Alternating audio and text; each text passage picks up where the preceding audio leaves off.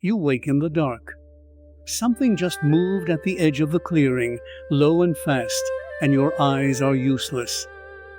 Your ears strain against a silence that is somehow worse than noise, and the animal out there can see you perfectly.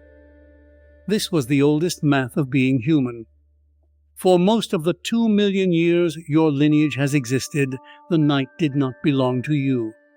It belonged to the leopard, the hyena, the lion, the cave bear, creatures built with a layer of mirrored tissue behind the retina called the tapetum lucidum, the reason a cat's eyes flash green in a headlight. That mirror bounces light back through the eye a second time, doubling what the animal can use. Your ancestors had no such mirror. When the sun dropped below the horizon, they went functionally blind in a world full of things that did not. So, how are you here? How did a slow, soft, night-blind ape survive 10,000 generations of darkness when nearly everything that wanted to eat it owned the night completely? The answer is stranger than a weapon and older than fire, and once you see it, you will never look at your own evening the same way again. Start with the body, because the body keeps the receipts. Look at the fossil record of early hominins, and you find something grim and consistent. The Taung child, the famous skull of a young Australopithecus discovered in South Africa in 1924, has 2 small punctures in the back of its eye sockets. For decades the cause was a mystery. Then the paleoanthropologist Lee Berger and his colleague Ron Clark matched those punctures to the talons of a large bird of prey, a crowned eagle, a child of your ancestral line lifted into the sky and eaten. The bones of Swartkrans Cave, also in South Africa, tell the same story from the ground up. Researchers there, including C.K. Brain, who spent years studying those deposits, found early hominin remains bearing the puncture marks of leopard canines, spaced exactly to a leopard's jaw.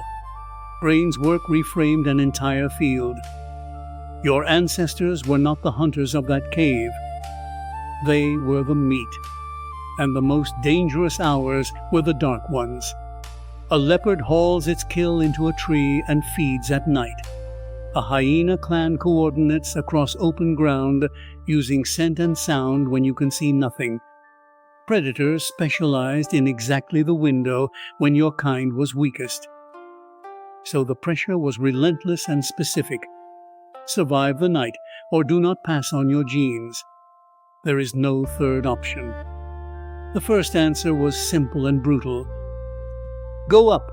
Many researchers believe early hominins, even after they began walking upright, still climbed into trees to sleep, the way chimpanzees build a fresh nest in the branches every single evening. Up in the canopy, the ground predators lose their advantage. A leopard can climb, yes, but a sleeping group wedged in high branches has time and height and the chance to wake and scream. But here is the first crack in that strategy, the first question that should bother you. Trees do not work once your body changes.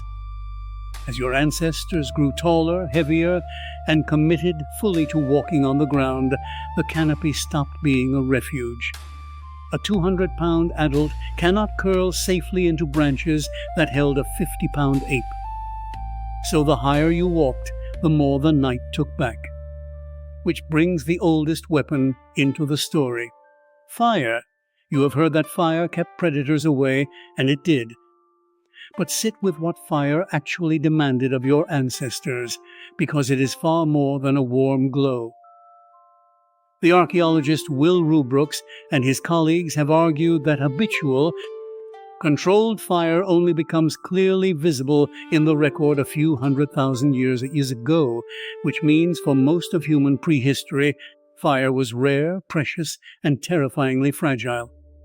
At Wonderwork Cave in South Africa, scientists led by Francesco Berna found burned bone and ash deep inside the cave, dated to roughly 1 million years ago, some of the earliest solid evidence of fire used in a sheltered, controlled space. Picture what that fire brought. a ring of light, a wall of heat and smoke that confused the noses of animals that hunted by scent. Eyes glowing at the edge of the firelight, kept at bay by a thing they instinctively feared.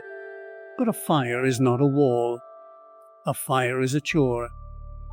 It must be fed all night, which means someone has to stay awake while everyone else sleeps. And that single requirement, that someone has to keep watch, may have done something to your species that the leopards never could. Here is the twist, and it changes everything you just pictured.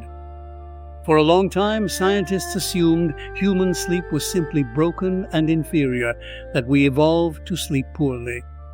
Then anthropologists went and measured it. The researcher Gandhi Yetish and a team including Jerome Siegel studied 3 groups who still live close to a foraging way of life: the Hadza of Tanzania, the San of the Kalahari, and the Tsimane of Bolivia. They tracked sleep with sensors, not guesses. And what they found upended the old story. These groups do not sleep more than you. In some seasons, they sleep less. But almost never is the entire group unconscious at the same time. Someone is always slightly awake. The full picture came from a study led by David Samson, who watched the Hadza through the night. Across more than 200 hours of observation, with groups of around 30 people sleeping near each other, there were only 18 minutes total when every single person was asleep at once. 18 minutes, the rest of the night, somebody was stirring, rolling over, sitting up, tending the fire, awake for a few minutes before drifting off again as someone else surfaced. Samson and his colleagues gave it a name drawn from an old military idea: the Sentinel Hypothesis. The group survived the dark not by building a better wall, but by never ever being fully blind all at once. And the most elegant part is who keeps watch. The Hadza include people of many ages sleeping together, and older adults tend to wake earlier and sleep lighter, a pattern that frustrates so many people in the modern world. Grandparents up before dawn, unable to sleep through, but staggered across a whole group. Those mismatched body clocks mean the young night owls cover the late hours, and the early rising elders cover the dawn, and the dangerous gap where everyone sleeps simply never opens. The thing your grandfather complains about, waking at 4 and unable to fall back asleep, may be the fossil of a defense system. His restlessness was once someone's life. So sit back inside the scene now, knowing what you know. A cluster of bodies on the open ground, no trees to climb into, a low fire breathing orange against the black. The night is loud with insects, and somewhere past the light, the cough of a big cat working out whether this group is worth the risk. A young woman lies half awake, eyes open, listening. She does not need to see the leopard. She needs only to sense wrongness, to sit up, to make a sound. Beside her, an old man is already stirring, the way he stirs every night, his sleep thin as paper. Across the embers, a child sleeps deep and total, protected by the simple fact that the people around her are not all asleep. The leopard reads the camp. It senses movement, alertness, the impossibility of a clean ambush. And it melts back into the dark to find easier prey. No spear was thrown. No fire flared. The group won by being a single organism that never closed all its eyes. But why did this matter so much more for your ancestors than for any other animal? Here is the deeper layer, the part that raises the stakes past mere survival. A sleeping body is doing something no predator defense alone can explain. It is consolidating memory, repairing tissue, and in deep sleep doing the work that builds a complex brain. Your kind was evolving the most expensive, most demanding organ in the animal kingdom, an organ that needs deep, secure sleep to develop and function. And you cannot afford deep sleep if you might be eaten at any moment. So the Sentinel system was not only keeping bodies alive, it was buying the security that let the human brain grow. The watch in the dark protected the very thing that makes you. The group's shared vigilance was the price of admission for the human mind. Now turn it onto your own life, because the system never switched off. You think you are safe. You have walls, locks, a roof, no leopards. And yet lie down tonight in an unfamiliar place, a hotel, a friend's couch, the first night anywhere new, and watch what your brain does. Researchers led by Masako Tamaki studied people sleeping in a lab and found that on the first night in a strange place, one half of the brain sleeps more lightly than the other, staying more responsive to sound. They called it the first night effect, and they compared it directly to the way certain animals sleep with one hemisphere at a time. Half of you stands guard. You did not choose it. It is the Sentinel, 2 million years old, switching on because some ancient part of you does not yet trust this place in the dark. That jolt awake at 3 in the morning, heart pounding for no reason you can name. The way a parent surfaces instantly at the smallest sound from a child's room, but sleeps through a thunderstorm. The restlessness of the old. The light broken, watchful sleep so many people fight against and medicate and resent. You have been told these are flaws, disorders, signs that something is wrong with you. But look at where they came from. They are the inherited reflexes of a creature that learned the only way to survive the night was to never fully surrender to it. Your ancestors could not see in the dark.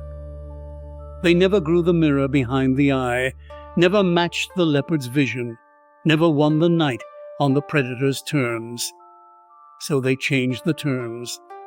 They turned a single sleeping body into a circle of overlapping watches, a group mind that always kept one eye open, and in the safety that bought, they grew the brain that would one day light the whole world. You wake in the dark. Something just moved at the edge of your awareness. And the part of you that opened its eyes before you knew why is the oldest gift your ancestors ever left you.